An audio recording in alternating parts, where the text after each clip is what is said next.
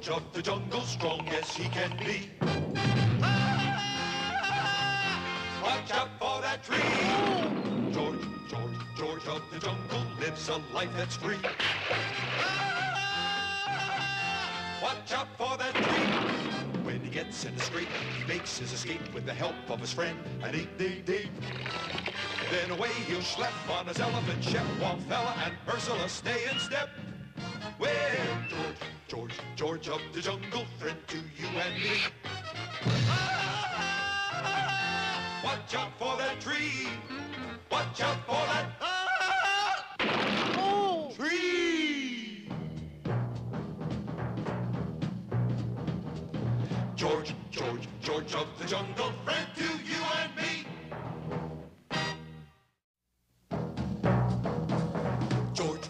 George of the jungle, strong as he can be.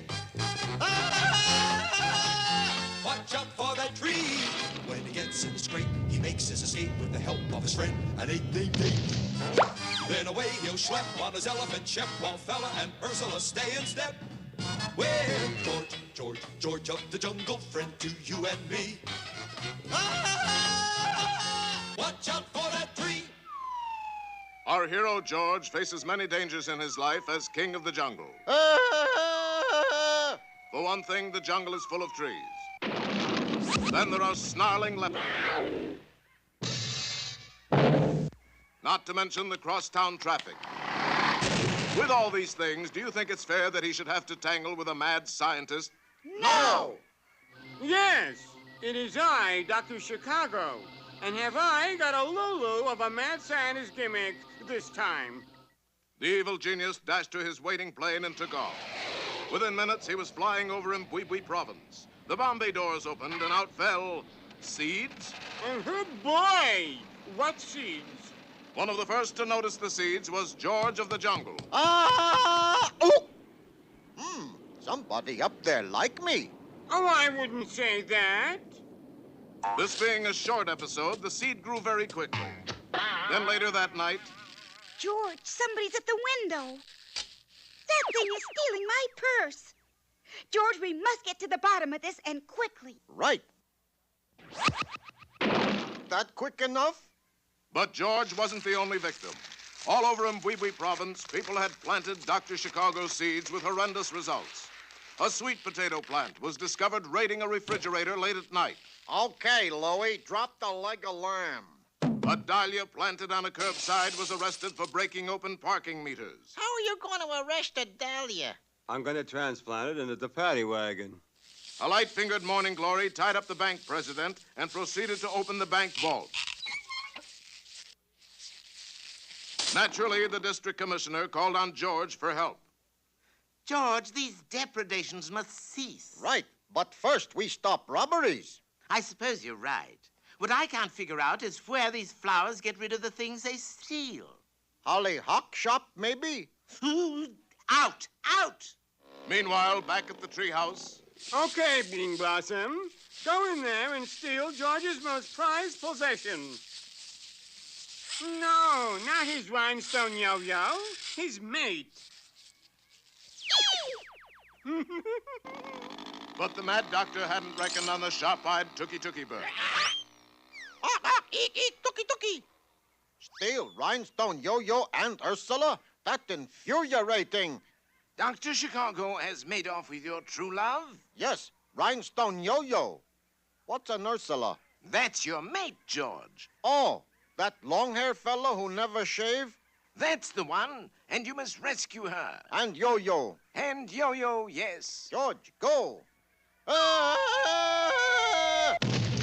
Meanwhile, Mbwibwi province was in a turmoil.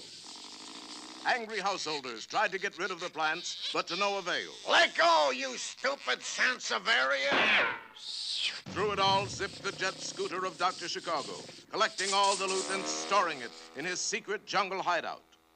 How about that, gorgeous? 100 grand in cash, an original fake Rembrandt. Soon I'll own everything in Mbwibwi province but the kitchen sink. I spoke too soon. But at that moment, high above in the banyan trees, George of the jungle was hurtling along with split-second precision timing. As we say in Swahili, Oop! George, you found Dr. Chicago. I have? But you must still get by my bodyguard. My very own man-eating plant bodyguard, Strangler McVine. Sick 'em, Strangler. And Strangler McVine threw a clammy tendril around George's gozzle and squeezed off his air. Friends, have you ever had your gozzle squeezed by a clammy tendril? Ooh, it's awful. George, you must call for help. George, try. A poor excuse for a distress call, George. But at that moment, there arose a loud droning sound, and a dark shadow swept over the mad scientist's lair. George, look, it's the 7-year locusts. Funny, George called for aardvarks. Yes, and those 7-year locusts were hungry. Seeing the huge bounty of Dr. Chicago's quick-growing plants beneath them, they peeled off in dining formation.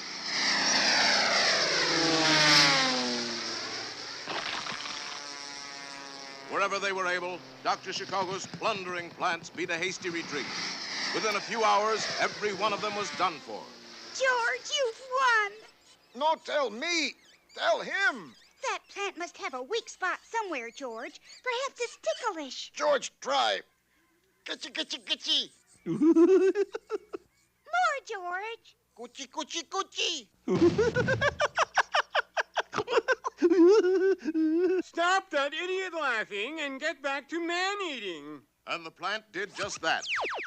What is it you say in Swahili? Oop. Thank you.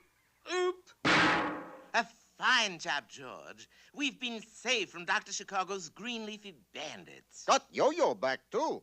Also, what's her name?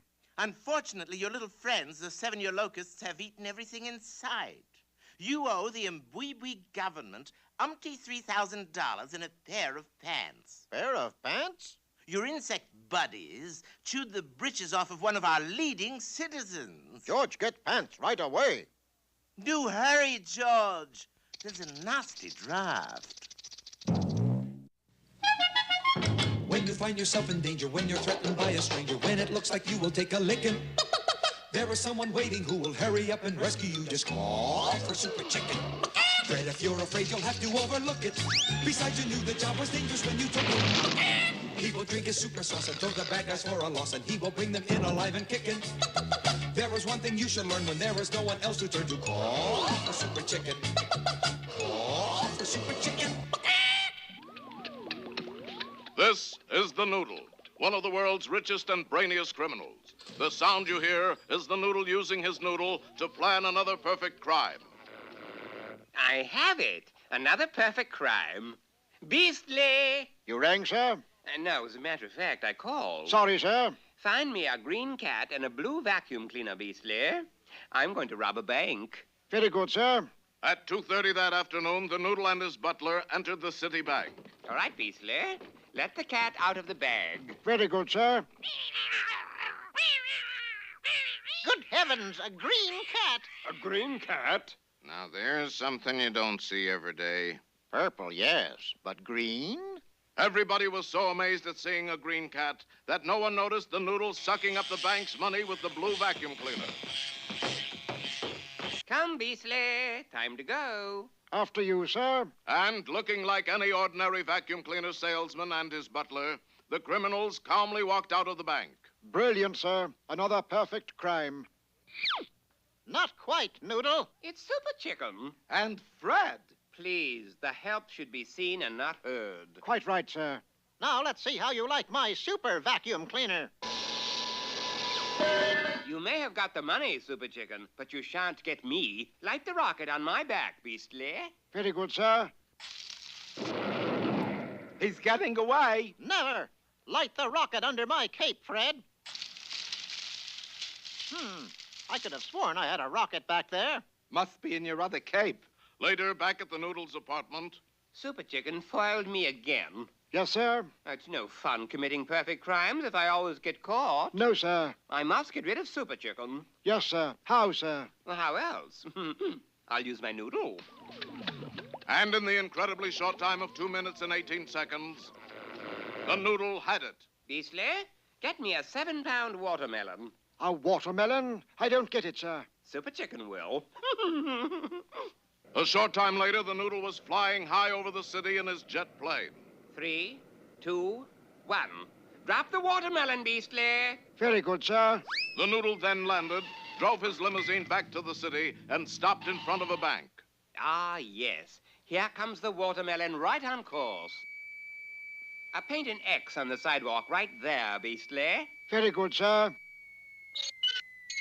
Now to bait the trap. I am going to rob this bank. Aha! I heard you with my super hearing. And he saw you with his supervision, too. If he had any supervision, he wouldn't be standing on an X waiting for a watermelon. Watermelon? What watermelon? That watermelon. Super Chicken, are you all right? I beg pardon, sir. I don't think we've met. Super Chicken! Glad to know you, Super Chicken. Aha! My plan worked. That watermelon hit Super Chicken in his one weak spot, his head. His memory is gone. You mean he has anomony? You mean his memory is gone? Exactly. Super Chicken is now just another dumb cluck. Come, Beastly, we have work to do. And as Super Chicken stood calmly by, the Noodle robbed the bank and strolled away. He's getting away! Here, drink some super sauce. It may help your memory. Sorry, Harvey. I never drink with strangers. Free to do as he wished, the Noodle began a rampage of crime, robbing bank after bank. Please, Super Chicken, you've got to remember. Say, aren't you Roger Wilcox? It's no use. Like Super Chicken would say if he were here. If you want a thing done, and you want it do, and you do it right, yourself, it's no good. I just can't deliver one-liners. But Fred did drag the befuddled chicken into a nearby phone booth and changed clothes with him. Now for the super sauce. Then I, Super Fred, will catch the Noodle. Ah! The super sauce went to work and quickly transformed Fred into a crumpled heap on the ground. I guess it just doesn't work on lions. Still determined to capture the Noodle, plucky Fred took the fuzzy-minded chicken to the super coop, put it into high gear, and shot it into the air. Bugga, bugga, bugga, bugga, bugga, bugga, bugga, bugga, bugga, bugga. Unfortunately, Fred didn't know the first thing about flying a super coop. He smashed through a water tower, hit a clothesline full of wash, zoomed to an altitude of 10,000 feet, and went into a power dive. Harvey, What is that? you are a lousy driver. Sue me. Call it dumb cluck luck if you will, but on the street just below, the Noodle was making a getaway with another truckload of money. The coop scored a direct hit. Super Chicken flew the coop and landed on his head. The force of the blow restored his memory. You are under arrest, Noodle. I guess I'm really in the soup this time. And you know what kind, too. Yes. Super Chicken Noodle Soup. With the Noodle and Beastly safely in jail, Super Chicken returned to dig his friend Fred out of the wreckage. Are you okay, Fred? I don't believe we've met, stranger. Oh, dear. Yes, as it turned out, Fred had a weak spot, too. So when you hear that cry in the sky,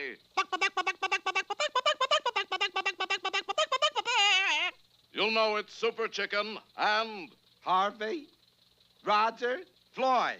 Prudence, Prudence.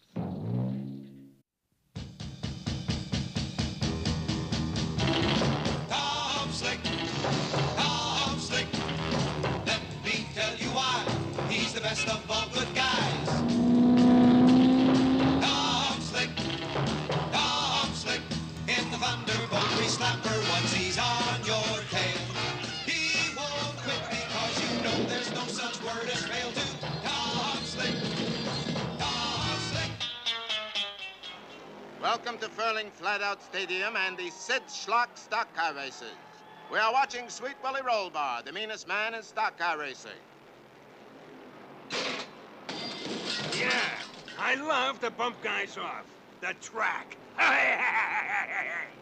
Sweet Willy has the highest qualifying speed in this race and the lowest moral standard. But in the assembly area is America's greatest good sport and clean liver, Tom Slick. Yay! Tom, what have you done with the Thunderbolt Grease-Slapper? Chrome trim seat cushions, 2 spare tires on the back. I've converted her to a racing stock car, Marigold. Thank goodness that's it. I thought you'd sold out to Detroit. There's no such word as sold out in racing, Gertie Growler. No, then what's that sign say? Sold out. Oh, Gertie, they've got to get up early to catch you. I don't know. It's been so long since anybody tried. And here is a quick word from smiling Sid Schlock, sponsor of today's race. Thank you, friend. Sid Schlock of Sid Schlock Auto Sales. Have 1,000 cars, 7 locations, with a no down payment, full power radio heater, white sidewalls. Turn up the Blue Book up every night, 8 days a week, only $4.98. How about that? Come in and see us, no obligation. Low down or no down. 88 months to pay, fully equipped. Ask for Sid. I thank you. And now back to our movie. Thank you for that inspiring message, Sid. Following the pace car are some of the biggest names in stock car racing.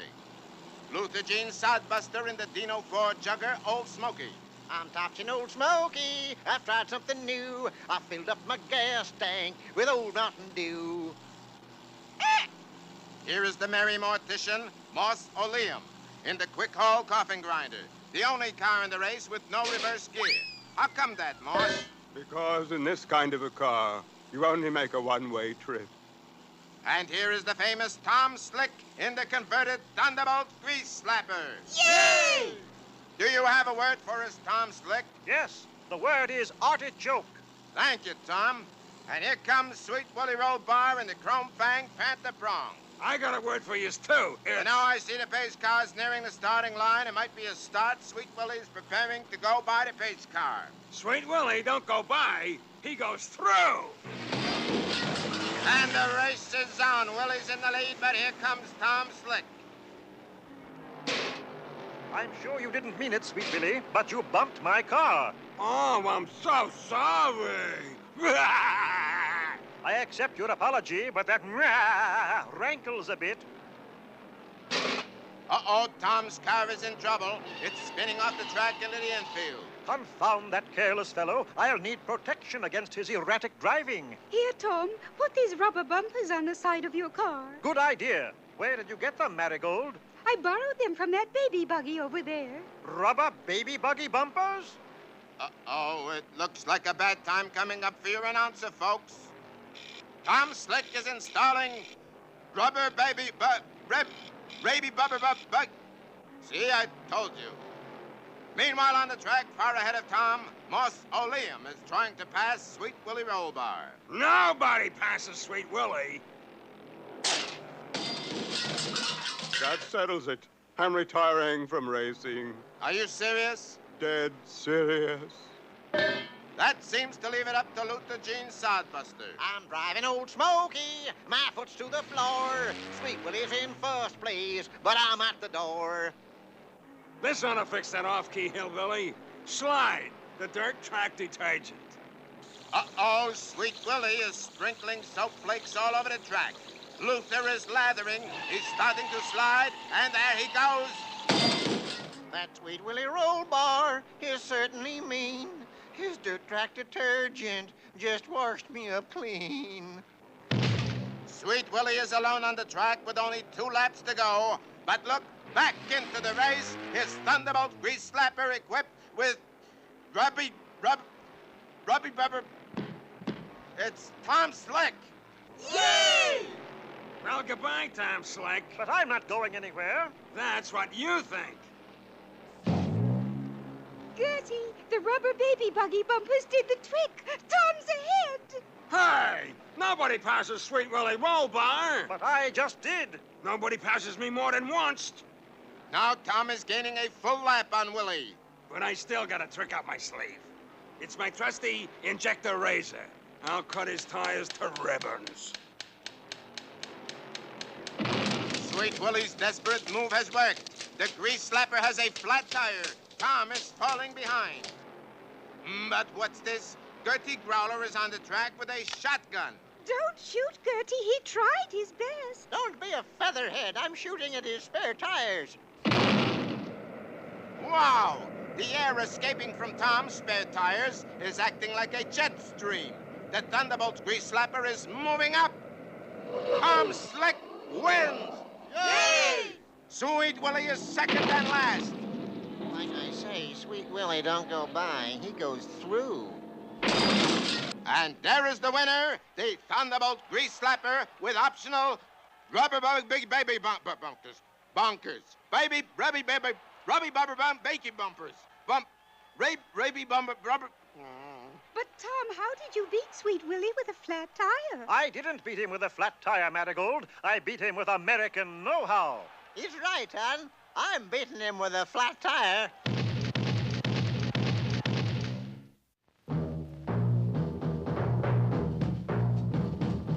George of the jungle, strong as he can be. Watch out for that tree. George of the jungle lives a life that's free. Watch out for that tree. When he gets in the scrape, he makes his escape with the help of his friend, an 8-day Dave. Then away he'll schlep on his elephant shep, while Fella and Ursula stay in step. Well, George of the jungle, friend to you and me. Watch out for that tree. Watch out for that tree.